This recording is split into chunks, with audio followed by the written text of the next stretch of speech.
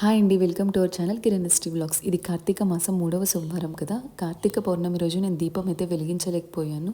అందుకే ఈ 3వ సోమవారం 360 దత్తులతో దీపం అయితే వెలిగించాను. మనం వెలిగించడం కన్నా ఈ దీపాన్ని మన ఇంటి యజమాని ఎవరైతే ఉన్నారో వారితో ఈ దీపం పెట్టిస్తే చాలా మంచిదంట. అందుకే నేను మా కిరణ్తో అయితే ఈ దీపం వెలిగించాను. మా అమ్మ ఎప్పుడూ చెప్తూ ఉండేది, మనం ఎవరిని మెప్పించినా మెప్పించకపోయినా పర్వాలేదు, కానీ దేవుడి మెప్పు మాత్రం ఖచ్చితంగా పొందాలి అని. నిజంగా శివుడు చాలా జాలి హృదయం కలిగిన వాడు.